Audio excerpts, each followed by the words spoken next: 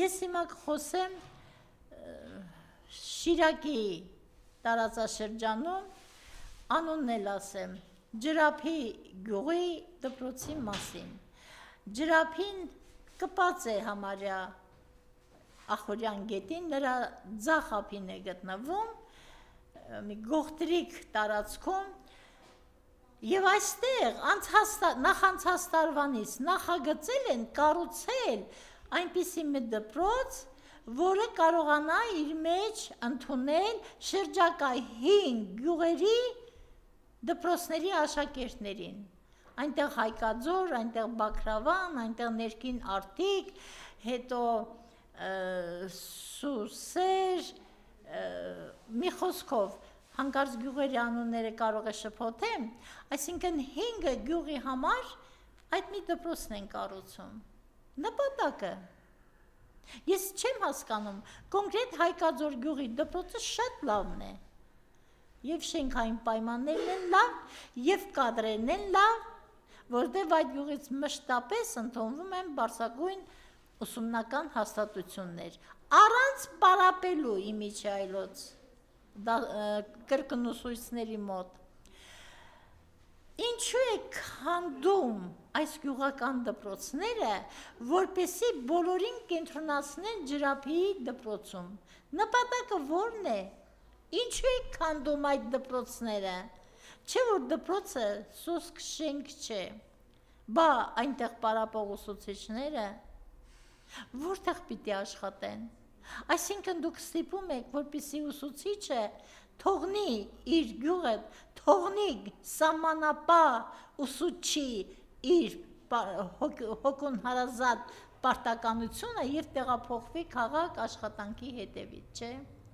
Այսինքն դուք դատարկում եք գյուղերը։ Այ ենիչերիներ, շատ լավ հասկանալի է ձեր նպատակը, դատարկում եք գյուղերը նախապատրաստելով թուրքերի գալուն։ Դուք այդ քունը չեք քնի, այդ երազը չեք տեսնելու, որովհետև Աստծո դատաստան կա Աստծո դատաստան, այն կարող է ուշանալ, բայց որ թափվեց, շատ դառը կլինեն պտուղները։ Թողեք դպրոցներն իրենց վայրերում, թողեք դպրոցների աշակերտներին իրենց տներում, այդ երեխաներին ինչով պիտի տանեն բերեն, հոխորտում է եթերներում, ավտոբուսներով կտանեն կբերեն,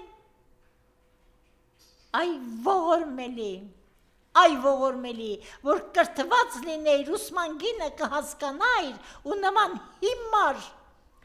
պլաններ չեն գծվի քո ուղեղում, դու քո ծրագիրն ես իրականացնում, այսինքն քեզ բերողների ծրագիրն ես իրականացնում, քայքայել դպրոցը, քայքայել ուսուցչին, աչքից գցել կրթությունը, որովհետև դու ինքդ որ կրթված չես, դու նախանձ ես ապրում բոլոր կրթված մարդկանց նկատմամբ։ Դե ես ասել եմ երկու անգամ մի կուսակցության անդամներ, որ նախանձեն ուրիշների արտաքին տեսքին, էլ ինչին չեն նախանձի։ Ձեր առջև հարկավոր է ուղղակի լսնել խոզի լապ, կերեք ու սսկվեք, միայն թե Նիկոլը ողջ մնա, ամոթ ձեզ, ամոթ բոլոր նրանց, ովքեր չեն գնահատում հայոց կրթությունը, ովքեր չեն գնահատում հայոց հերոսական ձեռքբերումները, բա այդ որ գյուղերը դատարկում եք, բա ում եք թողնում են զոհվածներին նվիրված պուրակները։ Այդ տարածաշրջանում մի գյուղ կա Շիրակում, որտեղ զոհվածի հորը գյուղի ժողովուրդը չի բարևում, հավատում եք։ Երբ ես լսեցի, ուղղակի սարսռացի ամբողջ մարմնով, բայց երբ հասկացա, թե ինչու, ես էլ չէի բարևի այդպիսի հորը, որը Նիկոլի անունով է երդվում, որտեղ իր մանկության երազանքն է իրականացել, տղայի արյան գնով ինքը մեքենա է վարում, ինքը արդեն լրիվ կուշտ է աշխարհից, լիացած, բախտավոր, բա մեքենա ունի ախր, կյանքում չեր ունենալու, անամոթ քեզով մարդու տեղ կդնի, դրա համար էլ գյուղի ժողովուրդը չեն բարևում, շատ լավ են անում, ապրեն այդ գյուղի ինքնասեր մարդիկ։ Անընդհատ օրվա այդ լուրերի մեջ կարծեք հաստատուն տեղ ունի ինքնասպանությունները սահմանապահ զորքերում, այ քեզ բան։ Արդեն քանի տարի մենք սահմանապահ զորքերում այսպիսի քանակությամբ ինքնասպանությունների լուր չենք լսել, որովհետև թուրքը չէր համարձակվում կրակել, որտեղ թուրքը գիտեր, որ մի հատ կրակոցի դեմ 11-ը կստանա իր ճակատին։ Երբ որ Հայաստանը ինքնուրույն էր, երբ որ Հայաստանը ուներ նախագահներ, որոնք մտածում էին հայոց ինքնության, հայոց արժանապատվության մասին։ Իսկ հիմա թուրքերը կրակում են, Պապիկյանը և նրա ղեկավարած գերատեսչությունը հաղորդագրություն է տալիս, որ ինքնասպանություն է եղել, տարվում են հետաքննություններ, այ գետինը մտնեք, Պապիկյան, բա դու ինչու ինքնասպան չես լինում, քո ինքնասիրությունը բոլորովին վիրավորող չկա, դու էլ ինքնասպան եղիր ինքնասպան, որովհետև միայն դու պիտի ինքնասպան լինես հայոց զորքերում, և քո են դմբո գլուխ մեկը կա է, Արման Ասերյան է, չգիտեմ ինչյան են, որ ասում էր կսոված անան հետ կգնան, տեսնես սա երդի կշտանա, որ հեռանա հայոց զորքերից, տեսնում է, որ բանակին շատից քչից կերակրում են, մնացել է բանակում հոգով լինելով ոստիկան, չի հասկանալով բանակի պահանջները։ Դուք երկուսդ և մեկն էլ կարե Արման, չեմ կարող հիմա ներողություն եմ խնդրում, չեմ կարող հիշել իր ազգանունը, են որ Էրեբունի հյուրանոցից իբր Ահաբեկչին գրկած իր ծառայական մեքենայում գիրկը դրած տեղափոխեց։ Այ քեզ Ահաբեկիչ տեղափոխելու եղանակ, ոչ դեմակ կար, ոչ օգնական կար, ինքը գրկեց տարավ, որովհետև իր ուղարկածն էր, թե չէ նա ծտի սիրտ ունի դա, պիտի համարձակվեր Ահաբեկիչ գրկել, զինաթափել, հա, այդպիսի բան չի լինում, դուք այնքան ստոր եք, որ կարծում եք բնակչության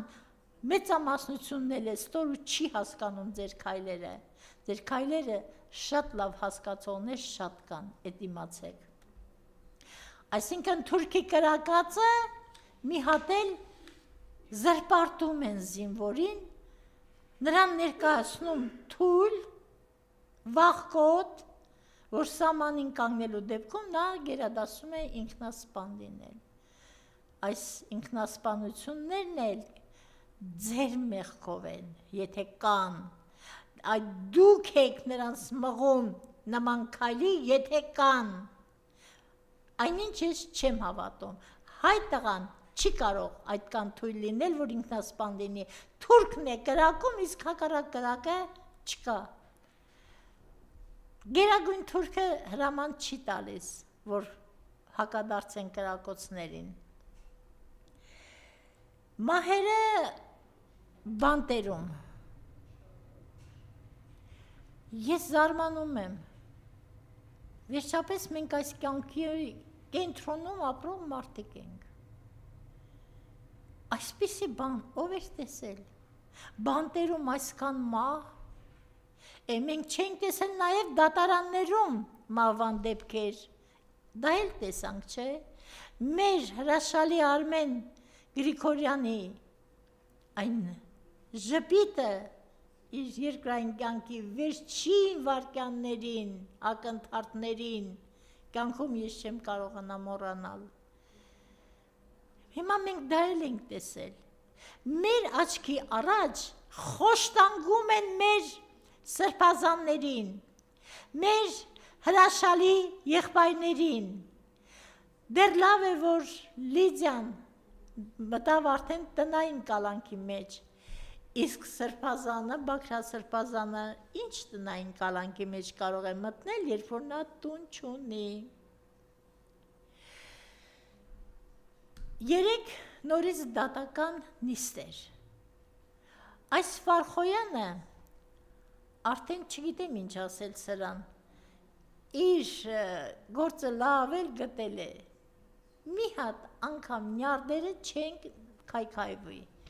չկան վերջ, եկել են կդատի, հրամայել են կկրկնի, երեք էլ դատը նորից հետաձգվեց գիտեք ինչու, որտև մեղադրյալներին դատարան պետք է ուղեկցեն ոստիկանները, այդ ոստիկաններին անգամ հանել ու ուղարկել են Էջմիածին, ինչ անենք, որ 17 հոգի